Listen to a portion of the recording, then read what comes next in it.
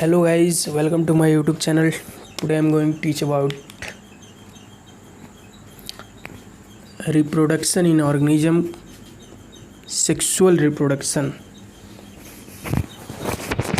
About sexual reproduction. Sexual reproduction क्या होता है? Sexual reproduction क्या होता है? ठीक है, ये जो चैप्टर है चैप्टर 1 है क्लास 12th का, reproduction in organism. Reproduction in organism, organism chapter 1। ठीक है, सेक्सुअल रिप्रोडक्शन क्या होता है? Sexual involvement of male and female gamete. इसका एक ही शब्द में बोल सकते हैं, इस मेल और फीमेल का जो गैमेट होता है वो इन्वॉल्व होता है तो उसको बोलते हैं sexual reproduction. Involvement of male and female gamete, female gametes. ठीक है, sexual reproduction means involvement of male and female gamete. जैसे मेल गैमेट हो गया स्पर्म, स्पर्म को एंथ्रेजॉइड भी बोलते हैं, एंथ्रेजॉइड। स्पर्म, मेल स्पर्म का जो सिंबल होता है ऐसे होता है, मेल गैमेट का सिंबल ऐसे होता है। ठीक है, मेल गैमेट का सिंबल हो गया। फीमेल में होता है, फीमेल ओवा या एग बोलते हैं। ठीक है, इसका जो सिंबल होता है ऐसे होता है। Involvement of male and female gametes, जब मेल स्पर्म ओवा जब मिलते हैं तभी जाकर सेक्सुअल रिप्रोडक्शन माना जाता है, अन्यथा सेक्सुअल रिप्रोडक्शन नहीं माना जाएगा। ठीक है,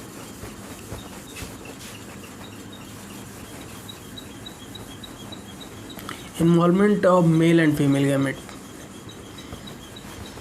मेल फीमेल का गैमेट का इन्वॉल्वमेंट मस्ट है, बहुत ज़रूरी है। ठीक है, it is complex process,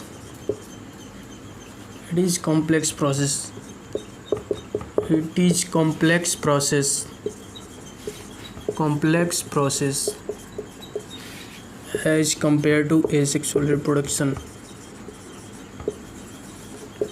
asexual reproduction से ये कॉम्प्लेक्स प्रोसेस होता है। ठीक है, it is complex process as compare to asexual reproduction. ये स्लो प्रोसेस होता है एसेक्सुअल रिप्रोडक्शन से।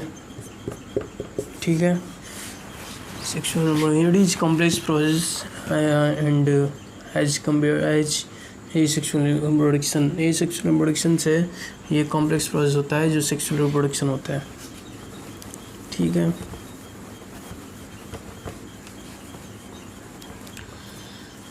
सेक्सुअल रिप्रोडक्शन जो होता है वेरिएशन लाता है। Sexual reproduction form variation, forms variation, sexual reproduction variation लाता है। ठीक है, जैसे एसेक्सुअल रिप्रोडक्शन में जेनेटिकली मॉर्फोलॉजिकली सेम होता है रिप्रोडक्शन होने को, एसेक्सुअल रिप्रोडक्शन वैसे अपोजिट होता है सेक्सुअल रिप्रोडक्शन, इसमें वेरिएशन आता है genetically and morphologically, genetically and morphologically.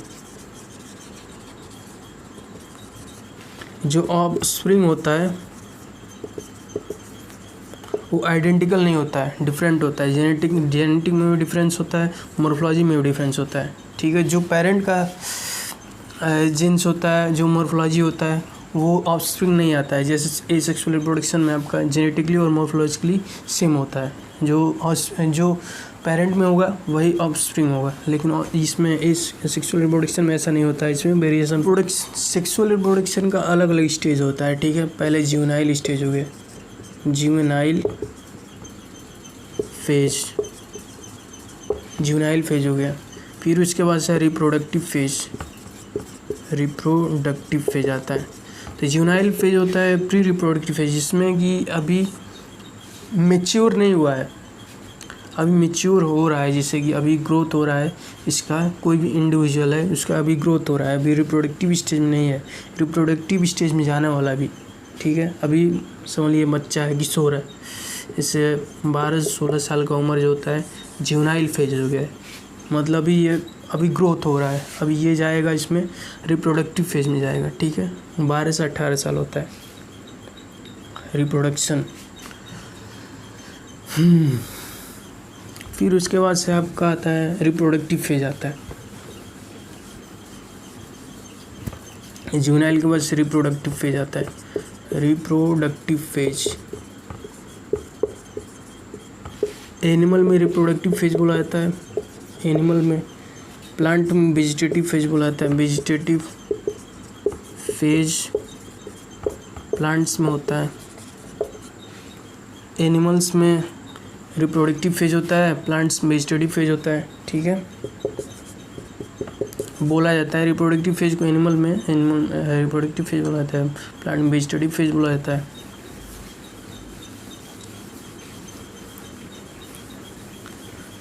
हम बात करते हैं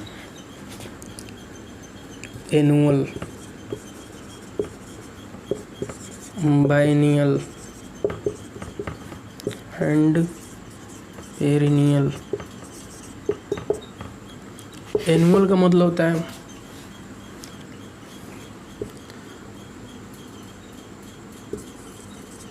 दोज ऑर्गेनिज्म या दोज प्लांट्स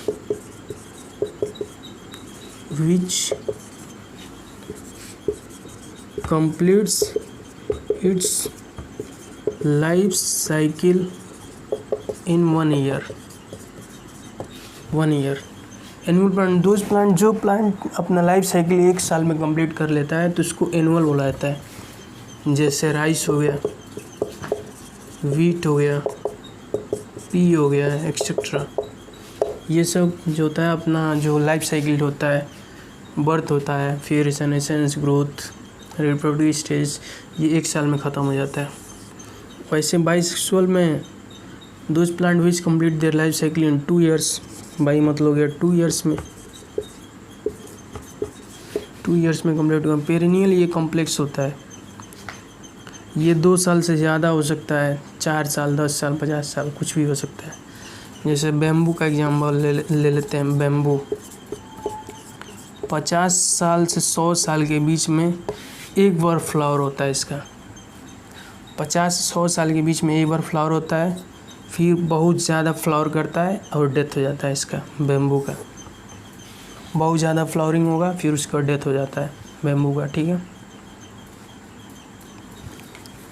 वैसे ही स्ट्रोबिलेंथस कुंठियाना, स्ट्रोबिलेंथस कुंठियाना, इसको नीलकुरंजी भी बुलाते हैं, नीलकुरंजी बुलाता है। स्ट्रोबिलस कुंठियाना को नीलकुरंजी बुलाता है। तो नीलकुरंजी में क्या होता है, ये 12 साल में एक बार फ्लावर होता है। विच flowers in 12 years, once in 12 year, 12 साल में एक बार होता है। ठीक है, फ्लावरिंग जो होता है 12 साल में एक बार होता है और बहुत ही ज़्यादा फ्लावर होता है, फिर उसके बाद से ये डेथ हो जाता है, ख़त्म हो जाता है। जैसे 2006 में हुआ था आपका, 2006 में इंडिया में केरला, कर्नाटका, तमिलनाडु में। ठीक है, केरला, कर्नाटका, तमिलनाडु में फ्लावरिंग हुआ था 2006 में। तो बहुत ज़्यादा टूरिस्ट भी देखने आते हैं, काफ़ी खूबसूरत लगता है। खूबसूरत होने की वजह से टूरिस्ट भी देखने आते हैं। ये माउंटेन में पूरा एक ही बार फ्लावरिंग होता है, तो काफ़ी अच्छा लगता है देखने में, तो लोग भी देखने आते हैं।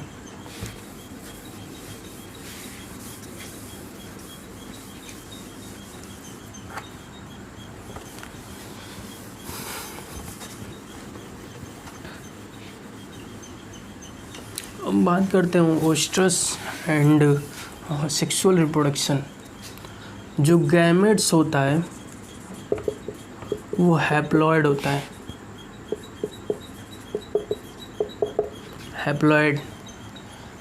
हैप्लॉइड इसलिए होता है कि जैसे मान लीजिए कि मेल और फीमेल गैमेट मिला तो आधा क्रोमोजोम मेल का आता है, आधा क्रोमोजोम फीमेल का आता है।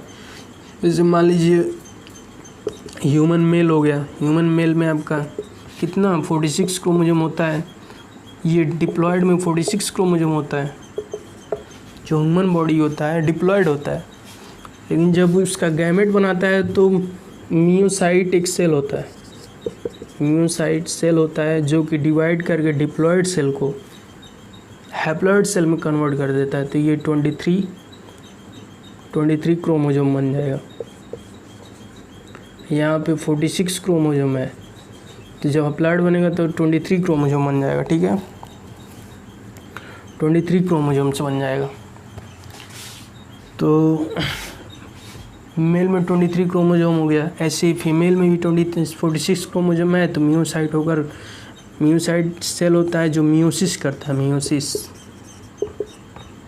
मियोसिस में क्या होता है, रिडक्शन डिवीजन होता है। रिडक्शनल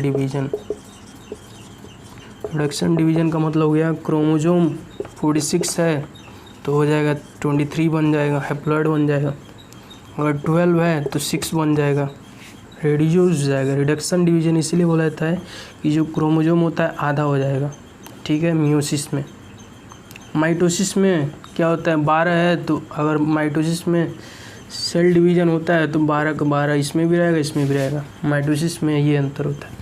मान लीजिए 24 क्रोमोजोम है तो माइटोसिस होगा तो 24 ही रहेगा। सेल डिवीजन, इसको इक्वेशनल डिवीजन बोला जाता है। इक्वेशनल डिवीजन मतलब जो क्रोमोजोम इसमें होगा वो जो पेरेंट में होगा, अगर उसमें डिवाइड होता है तो उसका जो क्रोमोजोम जो सेल होगा उसका पेरेंट सेल होगा उसमें भी उतना ही क्रोमोजोम होगा। यानी 24 क्रोमोजोम पेरेंट में है तो जो सेल डिवाइड है उसमें भी क्रोमोजोम 24 ही होगा, इसलिए इक्वेशनल डिवीजन बोला जाता है इसको। Equational division. ठीक है, 23 क्रोमोजोम मेल में हो गया, 23 क्रोमोजोम फीमेल में हो गया। फिर मिलते हैं तो ये 46 क्रोमोजोम बना लेते हैं। तो मेल का अलग क्रोमोजोम, फीमेल का अलग, मेल का अलग, फीमेल का अलग, इसलिए ये वेरिएशन फॉर्म करते हैं। Form variation. ठीक है, चलिए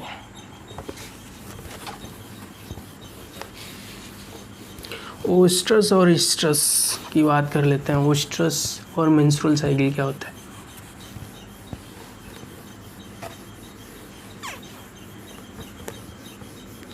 ओस्ट्रस साइकिल और मेंस्ट्रुअल साइकिल क्या होता है।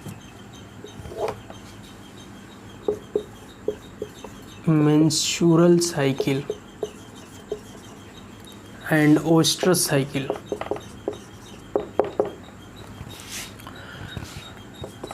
ओस्ट्रस साइकिल ये हार्मोन रेगुलेटेड होता है। Hormone regulated.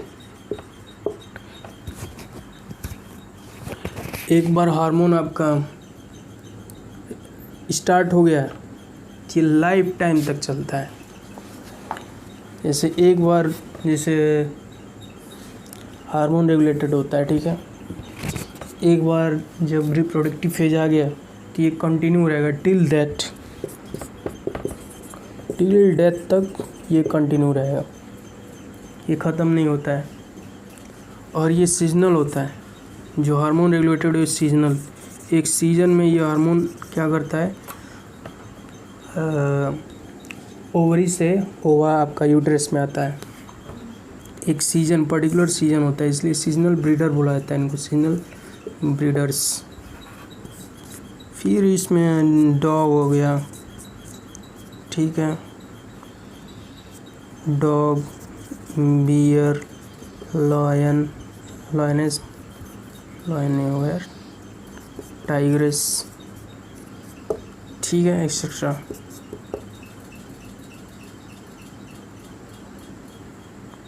फीमेल डॉग की बात हो रही है। फीमेल डॉग में ही होता है, फीमेल में ही ओस्ट्रस और मेंस्ट्रुअल साइकिल होता है, मेल में होता नहीं है। मेंस्ट्रुअल साइकिल क्या होता है, एवरी मंथ, हर महीने, every month takes place. Every month takes place, हर मंथ ये होता है, ठीक है, मेंस्ट्रुअल साइकिल आपका होता है, ठीक है।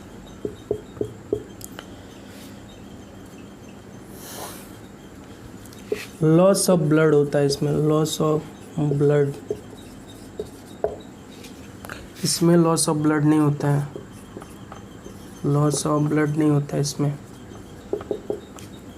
नहीं होता है लॉस ऑफ ब्लड, इसमें लॉस ऑफ ब्लड होता है। क्यों होता है?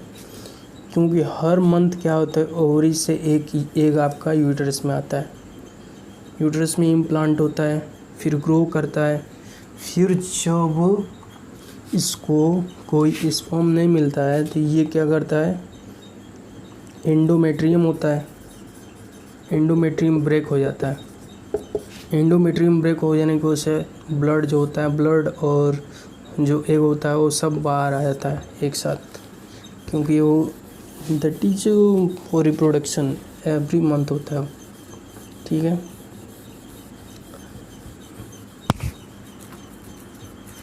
ये कंटिन्यूस ब्रीडर होते हैं, कंटिन्यूस ब्रीडर इनको बोला जाता है। फॉर एग्जांपल हो गया एप्स, मंकी, ह्यूमन एक्सेट्रा, इनमें ये देखने को मिलता है, ठीक है। एप्स, मंकी, ह्यूमन, इनको प्राइमेट्स बोला जाता है। जैसे बंदर हो गया, इन लंगूर, बंदर, ह्यूमन एक प्रजाति में आता है, इनको प्राइमेट्स बोला जाता है, ठीक है। मेंस्ट्रुअल साइकिल होता है इनमें, इसलिए इनको प्राइमेट्स बोला जाता है। इनमें ओस्ट्रस साइकिल होता है, इसलिए नॉन प्राइमेट्स बोला जाता है। ओस्ट्रस साइकिल स्ट्रस भी बोला जाता है, स्ट्रस साइकिल बहुत बार स्ट्रस भी बोला जाता है, ठीक है।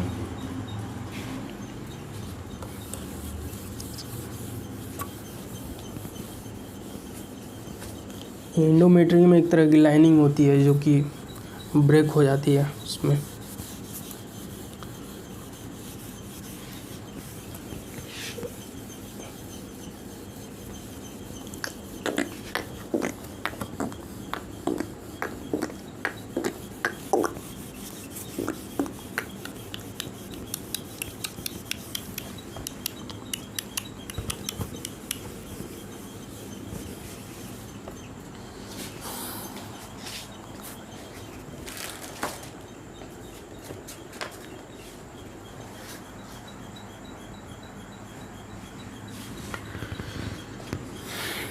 अलग अलग रिप्रोडक्टिव फेज होता है। रिप्रोडक्टिव फेज काफ़ी कॉम्प्लेक्स होता है सेक्सुअल रिप्रोडक्शन, ठीक है। सेक्सुअल रिप्रोडक्शन कॉम्प्लेक्स होने की वजह से उनको पढ़ने में आसानी हो, पढ़ाने में आसानी हो, याद करने में आसान हो, इसलिए सेक्सुअल रिप्रोडक्शन को 3 पार्ट में डिवाइड किया गया। प्री फर्टिलाइजेशन,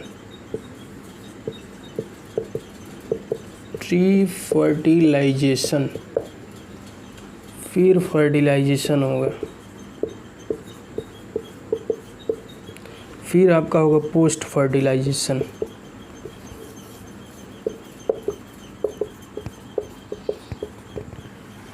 एक बार फर्टिलाइजेशन के पहले क्या होगा, फर्टिलाइजेशन नहीं हुआ है तो गैमेट ट्रांसफ़र होगा, गैमेट बनेगा, ठीक है। फर्टिलाइजेशन होगा, जाइगोट बनेगा। पोस्ट फर्टिलाइजेशन होगा, हमको पता ही है, बर्थ होगा, फीटस डेवलप होगा, और क्या होगा, यही सब होगा इसमें पोस्ट फर्टिलाइजेशन में। तो प्री फर्टिलाइजेशन, पोस्ट फर्टिलाइजेशन, इसको कन्वीनियंट याद करने के लिए या पढ़ने में कन्वीनियंट हो, इसलिए इसको ऑर्डर बनाया गया ताकि याद करने में भी आसान हो, पढ़ने में भी आसान हो। ये काफ़ी कॉम्प्लेक्स प्रोसेस होता है सेक्सुअल रिप्रोडक्शन एसेक्सुअल से, इसको पढ़ना थोड़ा डिफ़िकल्ट होता है, इसलिए अलग अलग पार्ट में इसको डिवाइड किया गया। चलिए अगले पार्ट में हम बात करेंगे प्री फर्टिलाइजेशन क्या होता है, फिर फर्टिलाइजेशन क्या होता है, पोस्ट फर्टिलाइजेशन क्या होता है, उसके बारे में डिटेल में बात करेंगे।